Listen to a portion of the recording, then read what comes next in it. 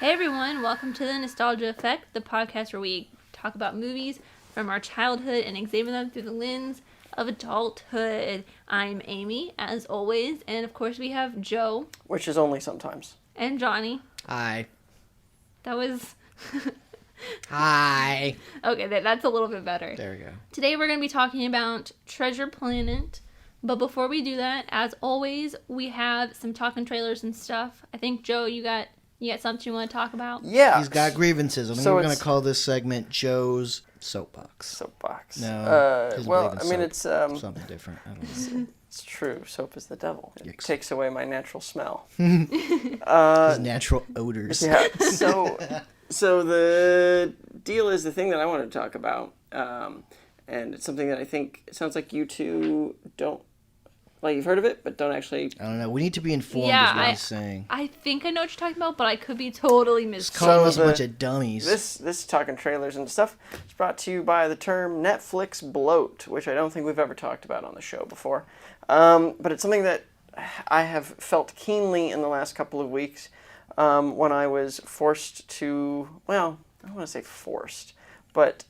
coerced. I was coerced into Word watching... of the day. Yeah, it's on his word of the day, toilet paper. Yep.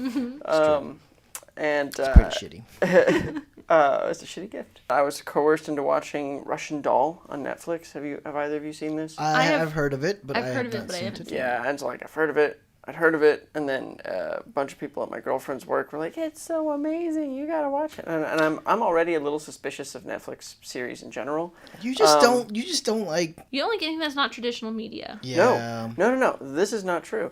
My problem with Netflix series, and it was reinforced when I tried watching the first episode of Haunting of Hill House, was, and this is something that's in the Marvel series, and if you look it up, Netflix bloat essentially means too much fucking show. The show is, each episode is too long, each series is too long, there's like massive pacing issues, and it happens to be the case with pretty much every Netflix show.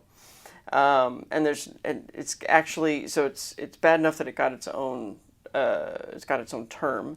And then it started to get applied to shows that aren't even on Netflix anymore. But you see it. You saw it on like Daredevil season 2, which Never saw was it lasted forever. Like it actually did. It's still going on right now. It's not true at all. And got canceled. Yeah, it does. Thankfully. Well, to be honest, the only Netflix shows I've actually really watched, like Netflix original shows, are Stranger Things and Fuller House. Yeah. And then that one season that they totally deleted of Arrested Development. They just deleted and reworked. Whatever. Oh, and Kimmy Schmidt. I watched Kimmy Schmidt. Yeah. But that's like short and fast and quick because it's Tina Fey. Right. I mean, it's also a 30-minute sitcom, which was originally like supposed to be on NBC. Right. Yeah. But the thing is with like Russian Doll. Is that a series? I thought it was a movie. It's a series. I don't know how many episodes there are, but it's basically about this woman who keeps dying and looping. And I saw the trailer. I see it when I pop in. And the thing is, it's like, okay, that's cool. That's fine. I like loops, but the problem is... The Newsman loop? Is inside joke. Boom. Yeah, that's right. Newsman loop.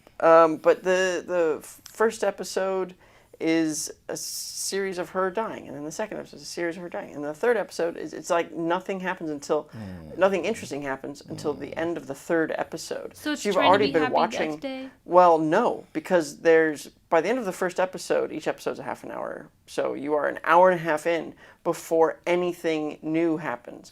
And the idea of the loop, we've seen it in Groundhog Day, we've seen it in Run Lola Run, we've seen it in Live Die Repeat, we've seen it in Happy Death Day. We understand the loop. Anything that's going to be interesting, that's going to be done with that format, really should have happened by the end of the first episode. So that's what I mean by Netflix bloat, is these TV shows on Netflix are too long, because Netflix basically just sort of writes a blank check to creators, and they're like, here, make a show. We don't care how long it is and how badly paced out it is. And Haunting of Hill House, same deal. These shows need to get to the point, both in individual episodes but also series. I even had that with Lemony Snicket's A Series of Unfortunate Events. I really wanted to like it. I liked the source material. And each episode felt like it was 15 minutes too long, and each season felt like it was a couple episodes too long. Well, I have this article from July 2018 on IGN. It's titled, Netflix Boss Explains Why Some Shows Have Pacing Issues. And here is I'll just read this paragraph. Well, Cindy Holland, Netflix's VP of Original Programming, stopped short of naming specific shows or studios during her appearance at the Television Critics Association Summer Press Tour. When asked how she feels about the pacing of the network's dramas, she explained that the number of episodes in a Netflix season, at least in case of shows produced outside the studio rather than created in-house, is generally dictated by the deal that Netflix initially struck when picking up the project. So it's like before they even have the full thing fleshed out, it's just like they just have the pitch. They don't have, maybe they have the pilot written out. They are given this number of shows, and they have to fill that whole space. So it's, really the writers are just throwing shit in there to fill up that 10-episode block. Well, that's a problem. Because the thing is TV used to be 24, 26 episodes in a season, which is grueling. I mean, imagine, we don't really have that now anymore, by and large. But it used to be 24 to 26 episodes. And the idea of shortening the seasons was less filler, right? Mm-hmm. So now you've got a 10-episode series, but the filler is still there. And it's just kind of frustrating. And it's bad writing. If you can't come up with, if your idea for a series is so poor that you have to stretch everything just to fill your allotted episodes, then you're not thinking about it properly. No. Anyway, so I've gotten to the point where somebody says, "Oh, you got to watch the show. It's on Netflix." I'm like, you know what? I don't think I got to watch this show. Yeah. Because I don't have the patience for this. Because the thing is oh no, man, it's a slow burn. It's no, it's just slow. I kind of had that issue with the second season of Stranger Things. It's I think it's episode 7 or 8 where 11 runs away. And it's that one episode before the end of the second season. One, it was just, it made no sense. It did not fit in with anything. It just felt like it was there to fill the 10 episodes that they needed to fill. Yeah. I think they actually, oh no, maybe not. Everybody calls that episode out as exemplary of this problem. Didn't they want to do a spin-off with those characters or whatever? Yeah. But then nobody cared. Yeah, but or they were bringing them into the last 2 seasons. Right. Yeah, some shit like that. Yeah. But I don't think they are because this new season's all about the mall or whatever. Right. But anyways, yeah, I can see that. But it's all of the shows that I've watched are 30-minute comedies that are supposed to be just one episode. It's not all of them have a sort of cohesive line through them. They're just sitcoms. Right. I've never really gotten into a lot of the Netflix stuff unless it's the Netflix documentaries. Mm-hmm. I don't know, Joe. You sound like an old man just yelling about things that you just, I mean, back in my day, there was 23 episodes and they were all great. Okay. I mean, let's go back to Joe's teen years when I Love Lucy and Dick Van Dyke were on. There were 24 episodes in a season. There were more than that. There were 50. There was way more. 32. Yeah. 32. I think each episode or each season in my box sets of I Love Lucy have 32 episodes. No, there was less television, so you needed something. They needed more to fill up, and then they did. Yeah. And they were good. They were all very well. All of the I Love Lucy were very superb, except for that last season. Even that last season, a weak season of I Love Lucy is still a really good season for any other show. Yeah. We'll talk about this in another talk and trailer segment that I have planned for the future. All right, so Amy, you had a thing. Yeah. What's your thing, So there is a show that I watched quite a bit as a child when I was able to have access to cable. So whenever I went to my grandparents' house. Yeah. It is a show that was on Nickelodeon in the evenings called All That. That? It was the... Was it All That? I thought it was All That. It was the precursor it was the gateway to Saturday Night Live for children. And Kenan Thompson. Yeah. Who is my favorite cast member of Saturday Night Live. You know what my gateway was to Saturday Night Live? Saturday Night Live? Yeah. You were there on the first day of taping, Joe. George Carlin was such a nice man. And you were there for the I think it was the 3rd episode of that season 2 where Desi performed and he was the host. Exciting. And Desi Jr. was there also. Big moment for me. But yeah, so All That's coming back? All That's coming back. It's being produced by Kenan Thompson. See, I don't I mean, like, that's, I guess, it kind of exciting, but, like, I don't feel like, because it was, like you said, it was like a sketch comedy show for kids. Yeah. I don't know if those things are actually good, or if they were just good because we were kids and that's what we, like, you know. Yeah. And so, like, I feel like, they could bring it back, but what does that mean? It's just another sketch comedy show for kids. Yeah. And it's like, I don't think we are the target demographic. No, it's not going to be for us. It's going to be for, like, our kids. Like, I say our kids as like in our generation's kids. I mean, maybe, but like, didn't they do something similar with your favorite show? Full House? Well, yeah, that also, but that's garbage, right? People don't like Full that. House is garbage. I'm sorry. I watched the entire thing, but it's garbage. But then also Boy Meets World. They did. I liked Girl Meets World. But didn't that get canceled though? Didn't a lot of people not like it? I think a lot of people liked it. It's just Disney goes through shows very quickly. Yeah. They only usually they don't hit 100 episodes. That's the Raven was the first Disney Channel TV show to hit 100 episodes, and it ended shortly after because they don't do more than 5 seasons. Well, I think that also has to do with once a TV show hits 100 episodes, it can be syndicated. Yeah. There's like bonuses and extra pay and all these other things that can start coming in. But I'm just saying, like, it didn't only have like 1 season. There were 3 seasons. Oh my god! Of Girl whatever. Girl Meets World, yeah. Really? Wow. It was 2 or 3 seasons. I thought it was basically like I thought it was like one and done. Yeah, same. No. Look at that. I'm looking it up to be 100% sure, but I know there was at least 2 seasons. So, because Johnny, you watched all that? Sort of, kind of. I mean, it was like a really big thing because that was also where Kenan and Kel. Yeah. Yeah, that's where Kenan and Kel where that came out of, right? Like that was a sketch on there. Yeah. And then the Kenan and Kel show came off of that as well. That's what I'm... Amanda Bynes actually that she got her start on all that. Yep. But the casting directors for all that, I subscribed to all that's YouTube channel, and they had a fact you may not have known about all that. She was doing stand up at the Laugh Factory in LA, and that's how casting directors for all that found her. She was like 12 or 13 at the time, not even that maybe. I remember when she came on the show, and I remember thinking, like, her and Kenan Thompson, there were a couple of other actors on there that were, like, really standouts that just kind of felt like whatever you need to know about comedy to make it work and be successful at it, they know. Lori Beth Dunberg, I think. Yeah. She was really great. She doesn't do much now. I don't think she does anything now. Yeah. But, yeah, she was really great. Like, she had that one segment. I forget what it's called, but it's just, like... It was like a news segment, yeah. right? Yeah. And I vaguely remember that, yeah. Like I said, it was like, I didn't have cable either, so like, I'd come on, you know, but like, I don't remember any like particular recurring sketches. I do remember Good Burger stuff. I remember the movie Good Burger. Which, that's on the list. Hell yeah. Oh, God. Good Burger is so good. Is it? No. We will discuss.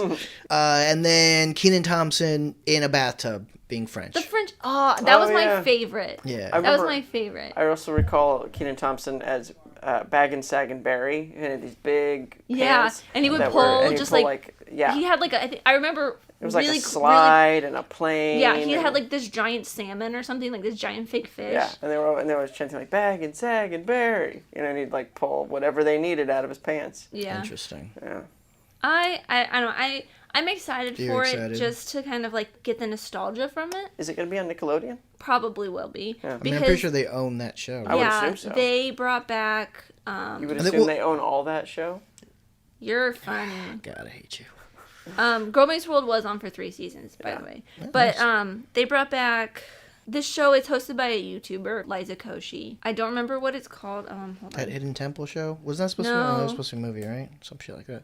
I don't know. That's another show people always talked about, but I'm like, Double Dare. They brought back Double Dare. They just started filming their 2nd season yesterday, actually. Wow. Danny Tamborelli, if you remember him, he was on all that. He was Pete and Pete. He was one of the Petes from Pete and Pete. He came up later. He showed up later. I guess Jamie Lynn Spears was also on that and Gabriel Iglesias, which I don't remember Gabriel Iglesias being on all that. Don't know who that is. He's a stand-up comedian. Fluffy. Oh, that guy. Yeah. That guy. And I don't know if you know Lisa Foyles.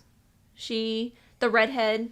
She was like kind of a gangly, goofy. I don't think so. At a certain point, I think I aged out. Yeah. I mean, but anyways, you're excited for this remake of this. Yeah, I'm just excited series. to see what they do with it. But I mean, isn't it? It's. I mean, I don't know.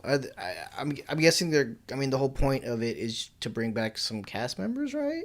I don't know for sure. I haven't read too much into it. I just kind of wanted to get your guys' thoughts on it. But like I'm excited to see what Kenan does with it because he's executive producer and I feel like he's really smart with his comedy. I think he's one of the writers on SNL. But I just think he's really funny, like a really funny person in general. Yeah. So I think he will, and he really loves the show. He got his start there. A lot of his friends got their start there. So I feel like he wants to turn into like a new Lorne Michaels. Maybe. For children. Ooh, that's creepy. Yeah. Creepy. But I mean, I feel like maybe he can do something good with it. Bring it back. Maybe be one of those really good comebacks from a child, like a nostalgic 90s show. Has there been one of those? Well, according to Amy, it'd probably be Girl Meets World. Yeah. I guess. I don't know. I'm saying, like... I mean, all of my cousins really, really love Fuller House, and I see it as it is the 90s sitcom times 1,000. Like, the laugh track feels very forced, the jokes feel very pointed and forced, and I'm just like, I don't see this on the original Full House, but I see it 100% magnified on Fuller House, and I can't stand it, even though I continue to watch it, and I will watch it until its last episode next year. Honestly, the rebooting of various beloved series always ends up feeling sad to me. You know, because it's just like, oh, look, it's all the same kind of jokes, the same. It's now what used to be... if not necessarily cutting edge, at least of the time now, is super dated because they've kept it that way. Yeah. Everybody's aged, and it's kind of sad to see people who should have, gone on to something better. That's another doing issue the I same have old with thing. Fuller House. It's like Bob Saget looks so bad. Yeah. So he's it's like 30 pounds overweight, and his face is just. But it's just like it just ends up feeling sad. Yeah. Yeah, I mean, I always with remakes or like even like sequels to things, rebooting of things. I always just feel not rebooting necessarily because I guess that's like a different take, but even still that but revivals of stuff. Yeah. It's just I don't know. It could be just that you watched at a certain point in time in your life where that affected you a little bit. You were in a different space. You know what I'm saying? So your interactions with it were different. And now that you're different, the show isn't the same, so you're not going to react to it the same. Like I have that feeling with Arrested Development. Like I was really happy when Netflix picked it up and it's fourth season or whatever. But honestly, the fourth season isn't as anywhere near as good as the stuff from its original run. You know, and it could just be that I was a teenager then and. It was a different thing, but it's just not the same. And I don't have the same level of excitement. It's literally capturing lightning in a bottle, and that's the whole point of that is you really only get it once. Yeah. I mean, I agree with that, because I will say that I enjoyed Girl Meets World, but the parts of it that I did enjoy the most were when they did callbacks to Boy Meets World, where it was mostly focused on Corey and Topanga. They brought Sean in, they brought, like, Will Friedle in, his brother. And it was just like... Will Friedle's brother? Will Friedle, who played the brother. But I love Will Friedle's brother. I mean, he's a good guy. Phil Friedle. I don't know if Will Friedle even has a brother. Will Friedle, if you're listening to this, one, I'm a huge fan. But two, please let us know if you have a brother. Will Friedle, if you're listening to this, why? Yeah. Do you have anything better to do? Well, shall we talk about Treasure Island, but in space? Yeah. So, Joe, let's intro it. Okay. Space Pirates. From the guys who brought you Little Mermaid... comes a sci-fi epic that is basically just Treasure Island, but in space. Tight. It's Muppet Treasure Island, but in space. Ooh, and no Muppets. And no Muppets. That's how it should have been pitched. Yeah, right. Like, all right, this is what we're going to do. We're going to do Muppet Treasure Island. But in space. Also, there's no Muppets. Fine print. So, have you guys seen this film? I had not seen this film. This came out, 2002? November 27th, 2002. Yeah. Cool. I vaguely remember it. Like, I remember that it didn't do well. Yeah. Right? It bombed. Mm-hmm. I think so. And, I remember it's in the peripheries of my memory. Like I vaguely remembered it, and I was like, the only reason that it even sparked an interest is like nowadays people say like, oh, that was a really good Disney movie at a time when Disney was not making good Disney movies. So people always point to that one and like Lilo and Stitch, which kind of came out around the same time, right? Like 2000, early 2000s. Just a little bit before, I think. And I did see Lilo and Stitch. I saw that in theaters. Yeah. And I really liked that one. But yeah, I think those two are always the ones that people, and I guess Emperor's New Groove. That's funny. So like those, and at that time when Disney, like Pixar was making really good movies, but Pixar wasn't owned by Disney at that point, right? Correct. Yeah. And so like Disney's movies were like fucking garbage. Yeah. It's funny that you say that because I feel like Treasure Planet is often spoken of in the same breath as Atlantis: The Lost Empire. Well, that's one of my things. Is like that's how I remember it. I vaguely remember this film. You saw it? I think I've seen it. Yeah. It's been a while since I've seen it. I confuse it with Atlantis all the time. But see, like because that came out 2000, right? Because that I remember seeing in the theaters. I went to the Pantages in Hollywood. Huh? It was like for a school like field trip. Like it wasn't even a field trip. It was like a school like reward for doing something. I don't know. But anyways, a group of us went to the Pantages to see it, and I remember it being like, really cool. We never went to see movies in the theater. And yet again, I was not very like if we went to see a Disney movie, it was on VHS from Blockbuster, or we bought it. You went to go see it? No, we never went. Like whenever we come on, family, let's go look at this movie at Blockbuster. Whenever we would see a Disney movie, it was something. No, I'm saying your family didn't go to the theater. That's what you're saying. Yeah, I because my dad didn't want to pay for it. That's fair. There was like 5 of you guys, right? Yeah, it's a big family to take. Well, it was like they wouldn't like it wouldn't even be like one person. Like if we went to the theater, it was like the Dollar Theater that was 45 minutes across town, and even that it was like we had to drag my dad tooth and nail to go. But yeah, I don't remember going to see any of these movies. I mean, well, that makes sense. You had a bigger family. Yeah, but it's like I think the reason I confuse it with Atlantis is because the two main characters are kind of similar looking. They're just like white guys with brown hair. Not at all. But I mean, what is it? Milo? He's like so gangly and like, and he's got like glasses. And he's just. I mean, the voice just. It's Michael J. Fox. I know it's Michael J. Fox. Yeah. I see. I did. I didn't know it was Joseph Gordon-Levitt. I didn't realize that. either. Yeah. You want to hear the list of cast of this? Who's in this movie? Who's in this movie? What's it about? We got Joseph Gordon-Levitt. He plays the main guy. We got Emma Thompson. Yep. We got Martin Short. We got David Hyde Pierce. Yeah. Laurie Metcalf. And Michael McShane, who was our first returning person on the podcast to star in one of these Michael movies. McShane's here? No, not returning to the podcast. Returning in a movie that we watched on the podcast. Oh, what a tease. And if we, I think he's the first returning person. Oh, yeah, because he was in Tower of Terror. Yep, Michael McShane was the gardener dude. That's right. Yeah, the owner. Cool.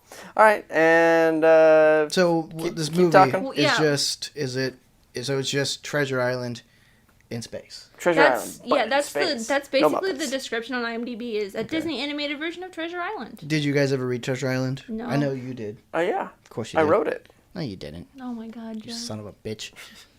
I've seen Swiss Family Robinson, but that's totally different. Totally different. Wait, what does that have to do with Treasure Island? Is Nothing. that the same thing? I think it's Robert Louis Stevenson. That's about it. Wait. No, I don't know. That's another Disney movie, right? Yeah. Treasure Island and Swiss Family Robinson just kind of combined. But it's not called Swiss Family Robinson, or is it?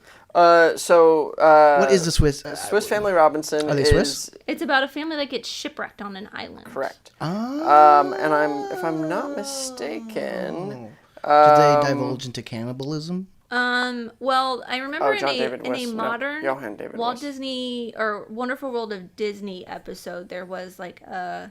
Yeah, it's a 1960 film. Well, there was the big tree.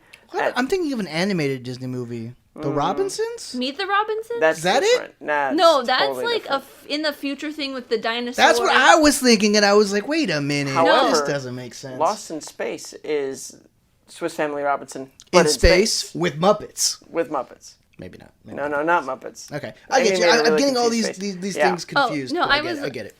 She was reading something. Yeah, I was reading something on here. I wasn't listening too Anyways, much. so Joe, Yeah. Treasure Island, Yeah. the book. Yes. I'm guessing you liked it. I don't know. I've never read that book. I mean, I know it's like a famous It's book. a super famous book, and it was a big hit at the time. It was a long time ago when I read it. Yeah, I do remember it was a big hit at the time. Everyone was like, talking on about street it. corners. They were like, "Have you read this book? It's amazing." And then you're like, you can't read, you're a woman. And they threw the book at her. Yeah, right. Boom. Like Me? literally through the book. No! Oh. We were Sorry. talking, because this book came out in like the 1800s, right? Yeah. Yeah. Actually, it came out in the 1800s, like late 1800s, and it takes place in the 1700s, if I'm not mistaken. Okay. But I understand, like, this is where like pirates, like, the general idea of what pirates are in General popular idea? culture. God fucking damn it. Yeah, but the idea of the pirate with the peg leg and the bird on the patch shoulder and shit and like the that. and the eye patch, and the thing is all of these things have a history, a basis in reality. The eye patch thing No. was basically to have God one eye adjusted damn to it. night vision, so when you went below decks, you'd be able to see. But yeah, the original Anyways, book the came out in book. 1883. Okay. Written by Robert Louis Stevenson. Okay. And it is one of the most adapted bits of source material kind of on the face of the out there, planet. It's yeah. like Treasure Yeah, Island, because Dracula, that's- yeah. you know, it's, Okay. yeah. So I've never read this book, and so I don't really know. I mean, I know it's about pirates and like searching for. Did you ever see, gold. there was a film, like a live action film version of it, also I think made I by did see Disney. Muppet Treasure Island. Yeah, which is Treasure actually Island, not yeah. that far off. I don't remember. All I remember is from that movie, Tim Curry. Tim Curry, Yeah. one, and Rizzo the rat Uh-huh. when he's hanging on the thing and Yep. everyone's pushing. He's like, I'm going as fast as I can. But he's like not doing It's anything. like, It was I've great. got cabin fever. I've yeah. got it too. Oh yeah, they had that great Cabin Fever song. Yeah. I do remember that one. God, let's do that one. I feel like I remember seeing that. It's on the list, I believe. Such a So good movie. I have at least one Muppet movie on here. So, Amy, you maybe had seen I it, have but maybe seen it. I think. You So don't is this- recall it. this That's what is you're saying. I this don't is then a recall. first It might maybe be the- for the it podcast might- where none of us Have- saw it. I've never seen it. have you seen never it or like I've never seen it. I Okay. vaguely remember maybe seeing it. So- I remember that it came. I don't remember it necessarily coming out. What I remember was seeing it on the shelf at the video rental stores that I worked at in college, and thinking like, "Is that a Disney movie? Yeah, it's a Disney movie. What's that one?" And I never watched it. Yeah. I see. Well, let's get to it. Okay. All right. Let's watch it.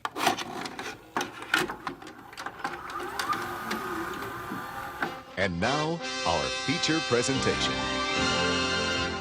All right, so we watched it. We did. I'm sorry. Treasure What? Island, Muppet Treasure Island, but in space with no Muppets. With no Muppets, but Joseph Gordon-Levitt. Yeah. Yes. Which, again, I was like, oh, it's Joseph Gordon-Levitt. Mm-hmm. Disney So I movie. think that's the reason why I was like, oh, I've probably seen this.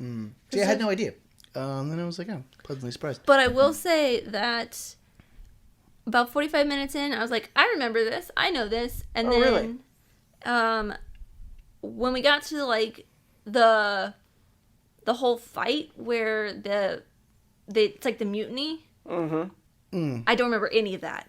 Like from then to the end, I remember zero, except for maybe the very, very end when Jim comes back in the captain or like the white uniform. Well, that kind of checks out because I feel like that's probably like all the heavy drinking you'd been doing caught up with you about 45 minutes into At the 12 film. years old. Yeah, you really shouldn't have been doing that. Bad for you. Raging alcoholic. Yeah. So, I mean, what'd y'all think? I thought it was good. I it's thought it okay. was. I mean, it was perfectly serviceable Disney movie. Yeah. I did actually. Yeah, I enjoyed it. I enjoyed it more than I thought I would. So that was cool. I really liked the. I guess design of it all, like the world. I mean, Yeah. it's a strange movie for sure. It is really strange. Yeah. I mean, just everything about it is strange. But I really, really liked it. Like the world felt lived in, and like it's interesting. It reminds me of a video game series called Mass Effect, which is another like it's not pirates in space, but it's like it's a space thing. Yeah. Aliens and like different colonies and stuff like that. Yeah. That citadel, whatever the ring, the port, whatever The moon? the moon, yeah, Yeah. the moon. It's like a That was cool too. It's Yeah, like, you that see was this really crescent, cool. and then it's just like yeah, and then it keeps- and zooms then it's like, in. oh, shit. That part because in these games of Mass Effect, there's like a citadel, and that's where like it's pretty much the same thing as like a spaceport, and Yeah. it definitely it had vibes like that, except the video game is a little bit more like futuristic. It's more future stuff, and I really like that this was like kind of like steampunkish, which I thought was like really cool. Yeah. So I really liked the design of the world, and I liked that it felt like this totally like new like thing. Like it didn't feel like, I don't know, most of the Disney stuff is like stuff that's Earth. Ordinary feeling. Ordinary kind of stuff like that. And this didn't feel like that at all, which I kind of really liked. Yeah. This was the first thing I watched on my, quote, new TV. New to you. Yeah, it was Your new old TV? my giant new TV. Yeah. And it looked amazing. Like that opening scene where you just see like the purple galaxy sky. Yeah. And I almost like froze frame it. And like, I was like, I want to take a picture of this just so I can keep it the screensaver on the TV. Anyways, what did you think about it, Joe? Since you had at least some history with this story, at least. You know what's funny is, so remember how I said that, to the best of my knowledge, Treasure Planet and Atlantis: The Lost Empire are sort of spoken of in the same breath. You know, people they're commonly spoken about as the most underrated of Disney films. I came to both films pretty late. I saw this one obviously for the first time just now, and I saw Atlantis: The Lost Empire probably in like 2012, maybe something like that.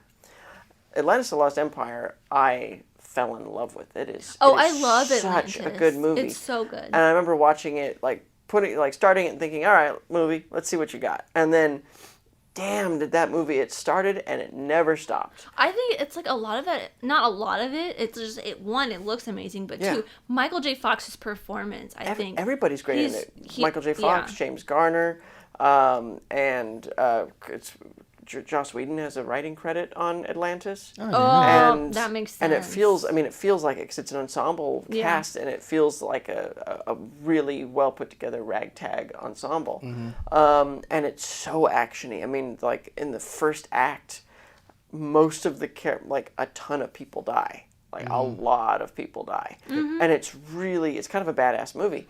And so I was kind of expecting that from this. And I was kind of let down, to be perfectly honest. Which is not fair, because I should not have expected one movie from a completely different movie. Well, I think it's like what I said earlier, that I get those two, like this one and the Atlantis kind of mixed up. I've never gotten those mixed up. Yeah, I've never even heard the comparison that you would say. Like I don't think it's speak of it in the same breath, because I don't think I got it mixed up because they're the same movie. It's just for some reason a lot of people associate these two movies to be very similar for some weird reason. Well, it's from this brief span in Disney's time when they were, and I quote, focusing on less songs, more explosions. Yeah. Because there's unlike any other Disney film, there's no musical aspect to it. These are there's like a song break in like the middle where I got issues with that thing. The bonding thing. I did not like that. I did not like that. Montage with Silver. I will say. I like the montage. I just didn't like the music. The music feels off. It feels very strange. And it's like in the credits also. I'm just like, this doesn't fit. Yeah. Well, yeah, it's the Goo Goo Dolls. Yeah, the Goo Goo Dolls guy. Yeah.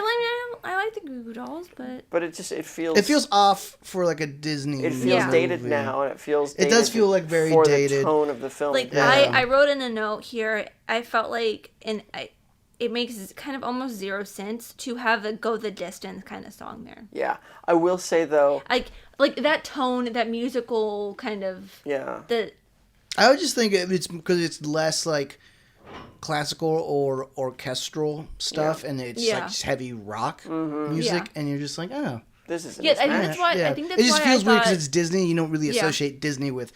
Well, like music, the rest of the score for that film is very orchestral, and that's why I was expecting a "Go the Distance" song in there, or like at least that tone of music. Yeah, I gotcha. Yeah, I will say though the relationship that they built at between Silver and Jim. Jim I really was really good. I really thought. I remember all of that. Because like I said, like I've never read the book, so I didn't know if like because he's supposed to be like Long John Silver, right? Yeah, and that's like his. Yeah. I didn't know like if he's like a villain in the book or if it's like the same sort of dynamic where he's like kind of because he's not he's like the antagonist but he's not a villain. Yeah. Yeah. Then that's a really good distinction between antagonist and villain. Yeah. And in the book there is a kind of a father-son thing happening between them, but it's not to that extent. The movie really plays it up more, and it does a really, really good job. I thought it was really good. I mean, I have it's just, father figures and boys. Like, and it gets complicated, and for me too. But I thought it was really well done. And I don't know. That's why I ended up enjoying this movie a lot more than I thought it would. Because I really didn't know much about it. I loved that aspect of it a lot. And I even loved the idea that there's this this idea of space that isn't a vacuum. Yeah. It's just weird. That's what I'm saying. It's so strange. It feels like they have like weird space rules because it's like the ship is in a gravity bubble because later on Ben pulls the thing. I mean, they do it at the beginning too, where they do like the artificial gravity and everything. But then the rock alien, he like gets sucked into the black hole. Mr. Arrow, who when we met him, my first thought was, "Hey man, you want to get on this big ship?" Because he looks like Korg. He does. Korg. Yeah. He's just Korg in a captain's uniform or whatever. Interestingly, first mate. Interestingly, the character in the book, Mr. Arrow, is not the straight-laced dude that this one is. He's kind of a drunk, and he just disappears over. And they assume that he just got drunk and like fell over the side of the boat. But it's funny, at least if I'm remembering correctly, because but what's funny is in this he's super straight-laced. And in Muppet Treasure Island, he's played by Sam Eagle, and Sam Eagle is also super straight-laced and kind of hard-nosed. They pulled a lot of this is Treasure Island, but I feel like they pulled a lot of it from Muppet Treasure Island, maybe. I don't think I've seen Muppet Treasure Island. Really? I can't remember. Then why would you even say that? Well, the way you were describing it that way. I think it's just more story-wise. If a drunkard goes missing, then everybody's like, yeah. But if the straight-laced dude goes missing, he was the second in command to the captain, which we're supposed to like, and so Well, I don't know. I got the vibe at the beginning that you don't like the captain. Oh, I got the vibe that she was like a badass. The way she was crawling around on the rigging, Yeah. I got the I got the vibe that she was going to be because I don't know Treasure Island. Yeah. And I was like, she's going to be the villain. Just because, I the way she, took the map from him. Yeah. And she was, locking it up and stuff. I was like, she's kind of So then, if you thought she was going to be the villain, what did you think when you first met Silver? That he was going to be, a father figure. You didn't think he was going to be villainous in well, any way? About a little bit later, before... the bonding scene, I was like, or during the bonding scene, I was like, oh yeah, this is going to go somewhere different than what I thought it was. Interesting, because even from the very beginning when we meet Billy Bones and he's like, beware the cyborg and everything. Yeah. I mean... Patrick McGowan in his last role. He was 80 years old when he passed away. But, so I kind of felt like they did a nice job of telling the audience, watch out for the cyborg. He's the bad guy. And Jim even suspects it. He suspects it immediately. Yeah. He's like, oh, you're a cyborg. And then the movie still phenomenally pulls off a relationship between them. Yeah, really, and that's telling you this is the bad guy. This is the bad guy, and that's kind of that's why I thought this was really interesting. I really liked the character of, and interestingly enough, the actor Brian Murray, I believe is his name, plays Jack Donaghy's dad in 30 Rock. I looked it up. Oh, and then he's only in one episode. Oh wow. But yeah, he does play Jack Donaghy's dad, and it's a great episode. It's a great show. So, anyways, I mean, I don't know. I think I maybe took the thing at the beginning as a misdirect, the thing at the beginning with the captain. Yeah, no, with Bones, it was he was also a bad guy, and he was saying don't trust the cyborg, as in I don't know how I'm trying to explain. Maybe you have trust issues, Amy. Oh, that's news? Yes. I will say, when we first meet Captain Flint in the beginning, the pirate that's amassed all this treasure, my first thought was, oh look, it's Six-Eyed Willy. Yeah. Because he's an alien. The way he's sitting there is kind of... Oh, Goonies reference. Yeah, Goonies reference.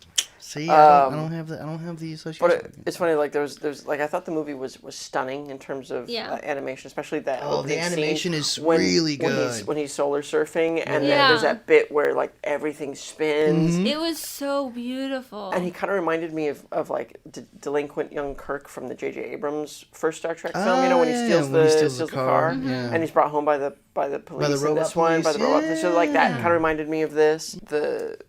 Because you mentioned Lilo and Stitch. Yeah. I don't know if you noticed, but one of the characters, Mrs. Dunwitty, and I don't know, I've not looked this up, but Mrs. Dunwitty at the end, it's just a side character. They says maybe 3 things. Looks like Bleakley from the alien that was sent to Earth with Doctor. Oh yeah. What's his face? Yeah, the skinny guy with the and the one eye or the one eye. Interesting. Yeah, to back up on that Lilo and Stitch reference, I have a fun fact here, the first fun fact of the episode. Ooh. When Jim's mother sits with Jim on his bed to read his book, on his bookshelf there is a Stitch doll in an astronaut suit. Was it really?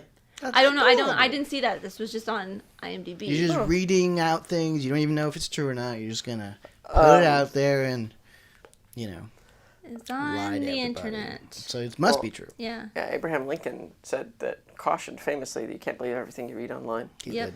But I liked, and it was imaginative, this movie, the character designs. Like, there was that guy who was, I guess, a symbiotic organism because his head was a separate being from the rest of him. Yeah. It kind of reminded me of The Thing a little bit, you know? Yeah, it did, yeah. The thing, it did. Yeah, and I thought that was kind of cool. I even liked, even though the movie is by no means science fiction, because there's no, like, hard science in it, like the fact that they can breathe in space, but So the would idea you- that their sails collect solar particles, is a real thing in science. It's a way to propel ships and things. So I thought that was kind of cool, a weird mixture of real science fact and totally something else. Yeah. A more, like you said, steampunk, a more Victorian idea of the future and like space travel. Yeah, that's definitely what it like, feels like. Voyage for to the sure. Moon was, they get out of the spaceship and they're breathing the air on the moon. Yeah. Yeah.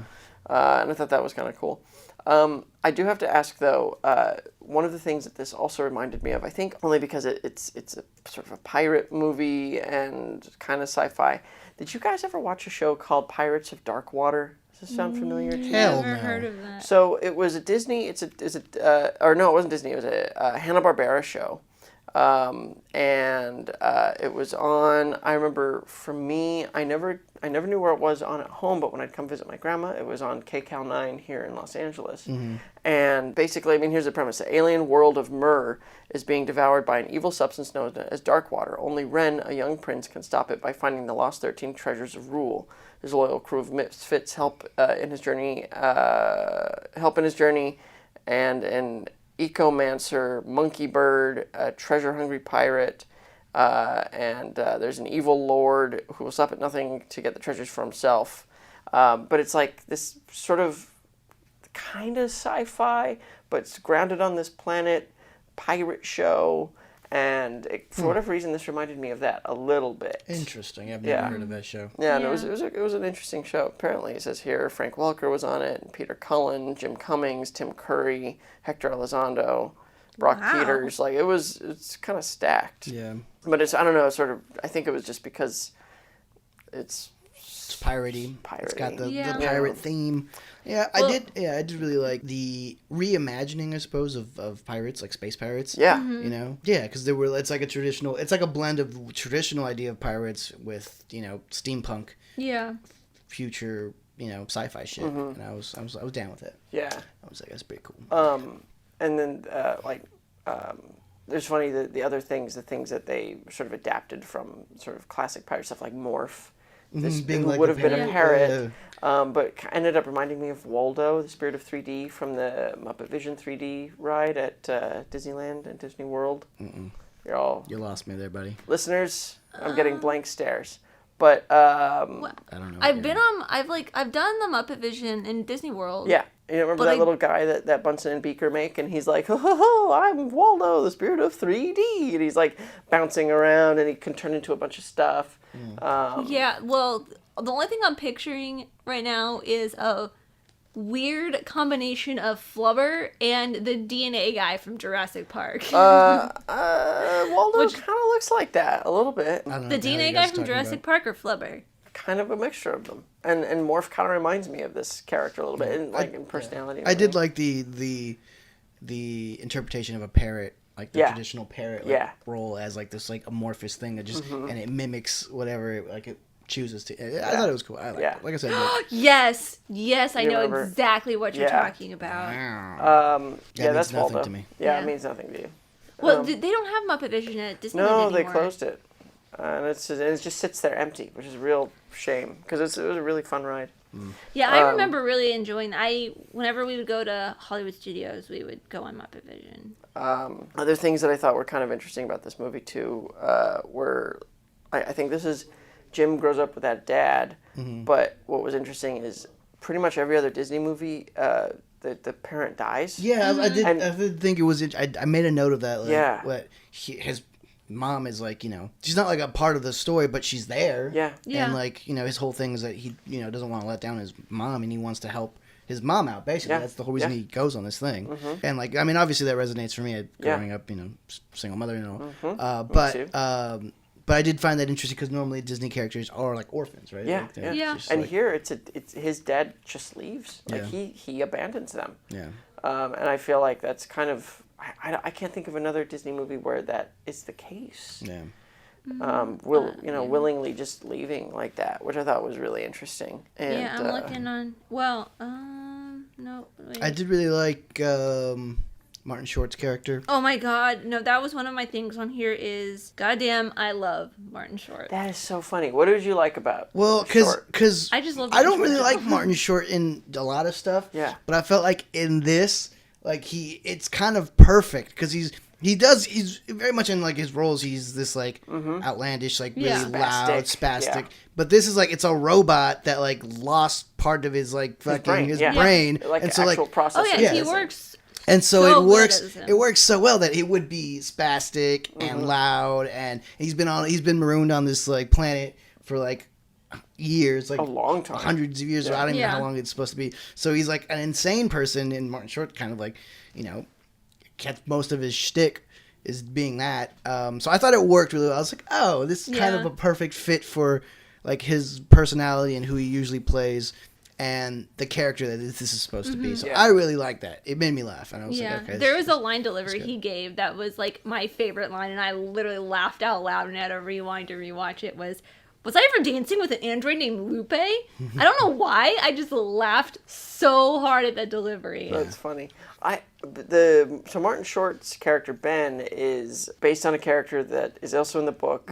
Somebody who's been marooned on the island for years and is kind of crazy. I'm blanking on the character's name, but I thought Martin Short, who I usually like, he almost felt like a Jar Jar Binks-ish character. Like here's this movie that's super serious. It's pretty intense. There's that scene when Jim breaks back onto the boat to get the globe back, the orb back, the map. and then that dude with the lobster claws goes after him, and that whole scene is really good and it's kind of intense.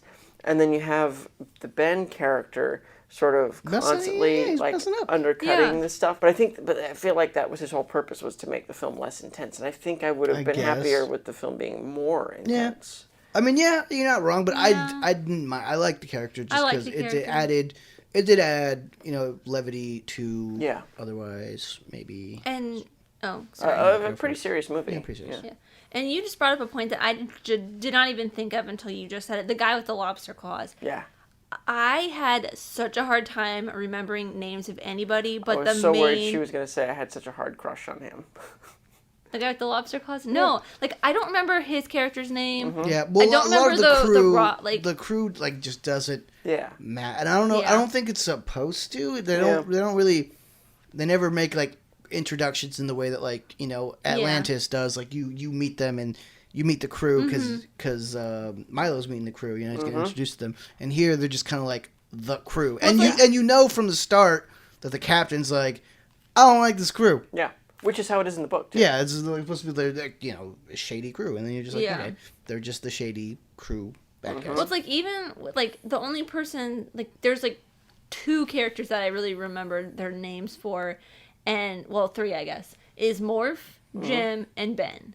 And I guess like Silver, but it's like I still like it did not really like just there was so many characters. I'm just like, yeah, it just didn't. I could not keep track of all of the characters' names. Yeah, that's fair. But speaking of characters, Yeah. The guy, what's his name? Dilbert, the doctor guy who takes Jim on this. Yeah. He's played by David Hyde Pierce. Yep. Which at the beginning of this, like when they're in the restaurant, at first I felt like it was such a really goofy character for Niles from Frasier to be playing. It felt so weird to be hearing Niles' voice coming out and like saying and doing all these goofy things. But he's such a fussy character, you know, in this world of ragamuffins, that it still felt perfectly reasonable for him to be David Hyde Pierce. And you know, it's funny actually with that character. I'm sure. Well, maybe you guys caught it. I don't know, but there was a great Star Trek joke in there. No, why would I catch that? I've never watched any Star Trek besides J.J. Abrams. Because he goes, dang it, James, I'm an astronomer, not a doctor. I mean, I am a doctor, but it's not the same thing. I don't make people better. No? How is that? Well, because Kirk would always say to Bones, like, you know, we need to do this. And he'd be like, damn it, Jim, I'm a doctor, not a librarian or something. You know, like that was like the constant sort of... And it wasn't like a catchphrase, but it would happen every so often. Gotcha. And it's just always like it's in the Abrams ones. There's a bit where he says, "Damn it, I'm a doctor, not a like an engineer or something like that." I vaguely remember that. Yeah. Yeah. Carl Urban gets a classic DeForest Kelley line. Yeah, I can see him saying that. So, but yeah, it just I don't know. There was like this scene in the restaurant or when they were like getting to that it just planet. Threw you off, right? It just threw me off. It was like it felt too goofy to be David Hyde Pierce. And then did you feel that way through the whole movie? No, just for that one scene. Because like the rest of the time I was like, this is fine. This is the way I pictured this character to be. Yeah. And it just felt funny and weird. And then there was another thing with David, which is this movie. Like the story with this movie is it's kind of weird. It's fucking strange. Yeah. But I really liked it. I don't know. It was definitely strange in a way that's like up my alley it for spoke sure. To you. Yeah. There was a scene though. I don't know if you guys caught this. I thought it was real. It was another scene that made me laugh out loud. Was when the robot cops bring Jim back and they're asking if Dilbert is his father, and his mom goes, "Ew, no!" Yeah. And Dilbert's face was just like so funny. Like he looked offended. Yeah. I don't think I caught that. And then that's when I was like, "Are they gonna end up together?" But then like once they get on the boat, I'm like, "Oh no, he's gonna end up with the captain." See, I didn't see that coming until later, and I was like, "Oh, that's interesting." Well, just like the way he looked at her when she came on, and it's like that cat and dog kind of.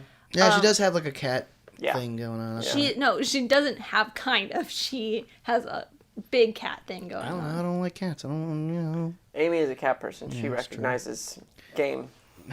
But I think that is all of my notes. Do Yeah. you guys have anything else to say? Because I got some fun facts and some alternate castings. Let's hear some fun facts. Okay, so remember when you guys were confused about my confused face earlier? Yeah.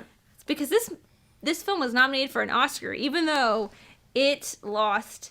Yeah, it did not do well. $79 million. Well, that's not surprising. Yeah. Boss Baby got nominated for a fucking Oscar. True. Yeah. But Boss Baby also did very well at the box office. True. Yeah, but I mean, when has Oscar success ever had to do anything with box office success? That's also true. Yeah. So it was nominated for Best Feature. I Animated feature, yeah. I mean, the animation was great. It was. I will give it that. It was beautiful. That was my first note on here. Was how beautiful it looked. Yeah. There was a hidden Mickey. I did not notice it until I was looking through these. Is a hidden Mickey or a Mickey Mouse figurine is on one of young Jim's bedroom shelves as Sarah talks to him while he reads, which is probably right next to that Stitch. Next to the Stitch, yeah. This is the first feature film to be simultaneously released in IMAX and regular theaters. Oh, wow. Interesting. There was a sequel planned with Willem Dafoe set to voice Ironbeard, but was canceled based on the poor box office results. Right. It's supposed to be like Blackbeard, right? I mean, is that sure? Is that the difference? Because that's a different story, or is it the same story? No. Blackbeard is a real guy. Okay, I'm confused. Pirates are all, I don't know. Yeah, you know. they do Blackbeard and Pirates otherwise of the known as Caribbean. Edward Teach, is a real dude. I just feel like all pirates are made up. You know? No, William Kidd, Blackbeard. Like they didn't actually exist. Yeah, no, they Yeah. all Like did. none of them did. Blackbeard ended up getting his Like Cowboys and Indians, you know, they all made up too. You mean Cowboys and Aliens, starring Harrison Ford and... directed by Jon Favreau. God, he directed that? Yeah, Daniel Craig is in it too. Did you say Harrison Ford? Harrison Ford's in it. It's Indiana Jones and... It's not worth seeing. It's a I'm way not- less. Bond. It's way less fun than it sounds like it ought to be. It took 10 years to make this film. Oh. It was the longest production cycle of any film in the post-Renaissance. Wow. Well, I do know that they pitched this movie when they were also pitching Little Mermaid. Like nice. that's how long. And at the time, Katzenberg, who was chairman of Walt Disney, basically said no. The production started maybe after... he was right. Yeah. I mean, Yeah. I liked the movie, but I mean, it didn't do well. Yeah. I mean, it's definitely not. It's not a for everybody movie. Yeah, I think it's just Yeah. because it's so strange. Yeah. Yeah, don't this know. is like I could give or take this movie. I don't know. I would watch it again just to watch the beautiful animation. Yeah. But it's not like a movie that I would go back to like I would with Atlantis. I or a lot of the other appreciate- post-run. Yeah. I appreciate so much of what they did with this film, but at the same time, for whatever reason, it didn't. Even though there are elements that connected for me, overall, it didn't hit for me. Yeah, I mean, it's Yeah. not like a classic. Yeah, You wouldn't, like, I don't know. yeah, I mean, Yeah, because other movies they came out with this were Emperor's New Groove, Treasure Planet, Yeah. Lilo and Stitch, Meet the Robinsons, Yeah.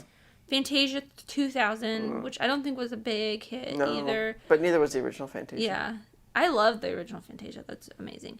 Dinosaur, which another not. Yeah, Like yeah. Post Ren, I don't think did very well. Yeah, Chicken there's a reason Little, why it's called Yeah. Post-Run. Yeah. So it's- Bolt with Miley Cyrus. I like Bolt. I don't like Bolt. I think I've seen parts of it.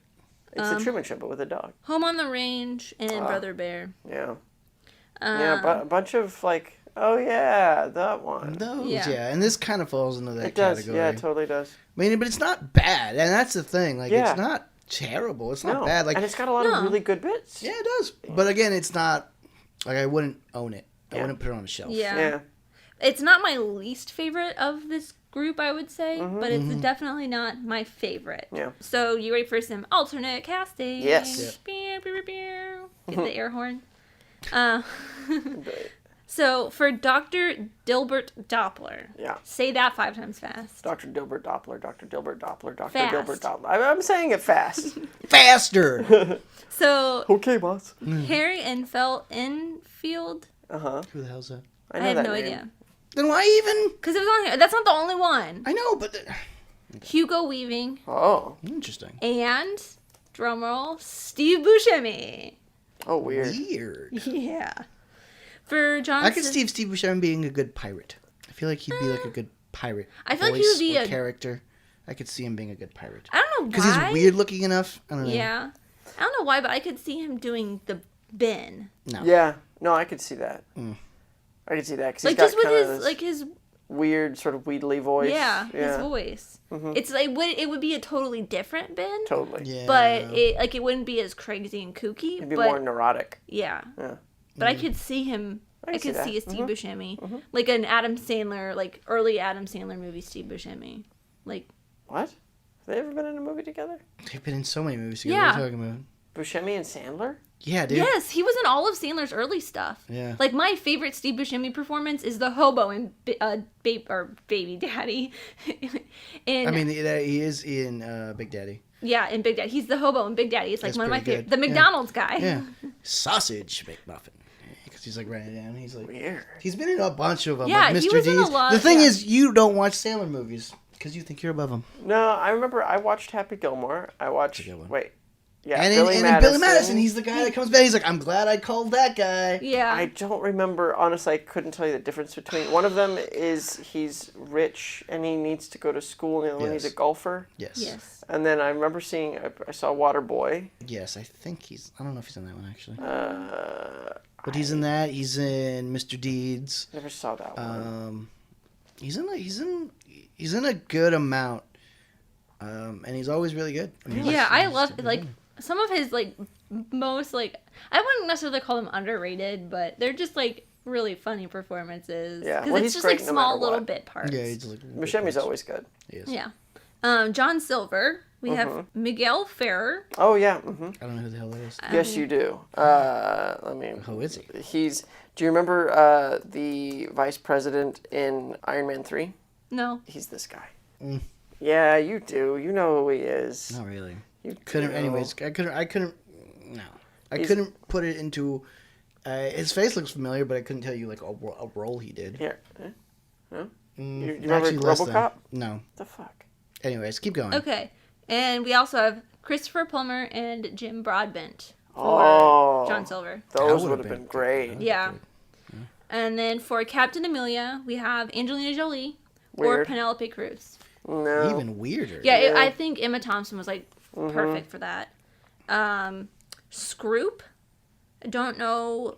I think that's one of the Pirates. I think that's the lobster claw man, Because he was like the legitimate the villain. villain of and that he had film. the villain voice. Yeah. Yeah, he did. because Which I would it could have been either Burt Reynolds, Weird. David Carradine, Okay. or, and this is the weirdest one, and it does not fit at all, Ted Danson.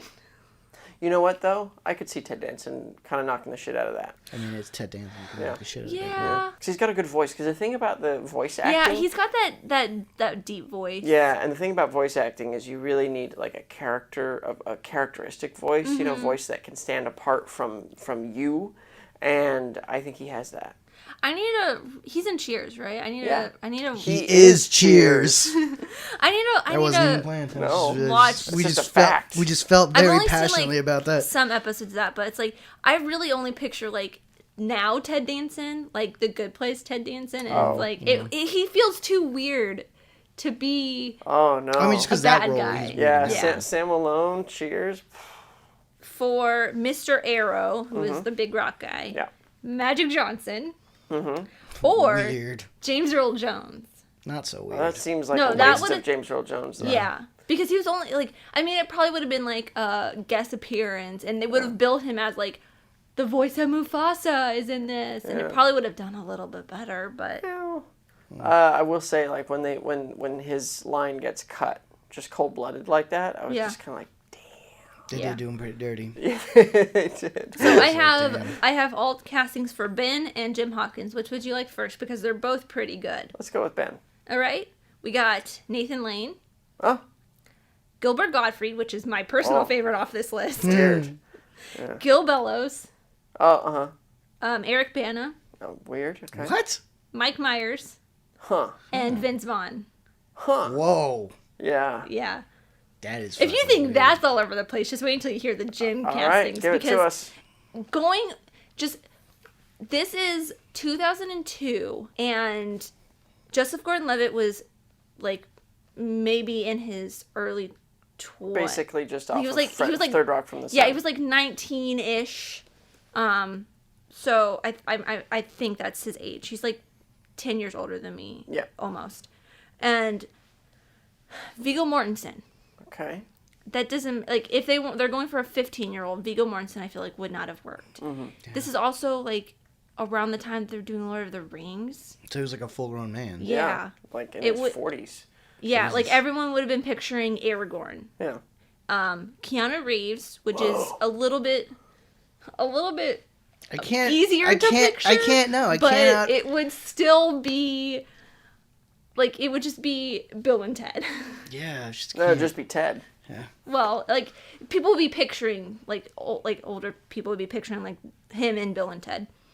And then finally, this one makes the most sense, is James Franco. Because he's around the same age as Joseph Gordon-Levitt. Yeah. And he would have the same vocal range, like, levels.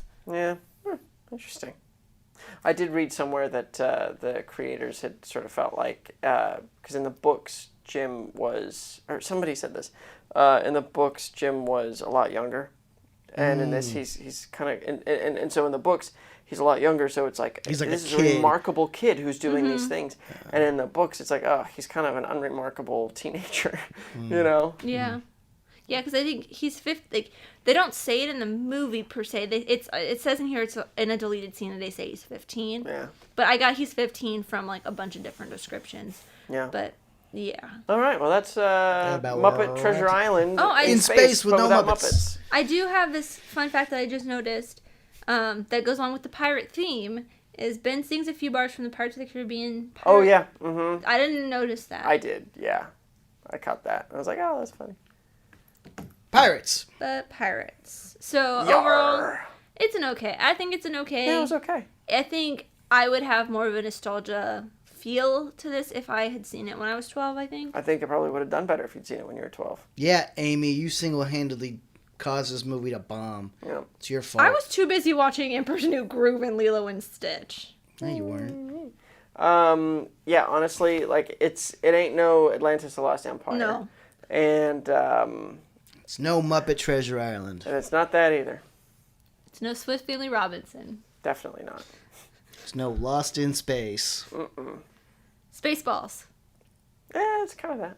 I got nothing. All right, No, let's there's end like this. a globe, No, the it's map. over. Stop it. Let's go. Come on. Hit the Joe. button, Joe. No. I'm no, getting it. No. Hit the we have button! to do the closeout. You know, we have to like tell people to go follow us on Twitter and Instagram. Like, Uh-uh. what? You know, Like, how at- do we do that? At Nostalgitis, NOSTALGITIS. Yeah. Or you can email us your thoughts, your feelings. Your concerns. Recommendations. We're all And suffering we here. just got our first movie request, right? Which Not would- our first. I mean, like, not our first. We've had some other requests, but we've gotten one that I think Is a is good a one. really good So one. that's exciting. And it Yeah. is a good one, I agree. But you can email us requests at nostalgiaeffectpod@gmail.com, or you can submit them to Twitter, which we regularly post occasionally. That is contradictory. God, Amy, you're really bad at talking. I know. Well- It's not like I do this for a living or anything. Yeah. Jesus. Well, now I'm going to press the button. There you go. Yeah, okay, well, thank you guys. Don't Thanks, forget guys. to be kind and rewind. Thanks.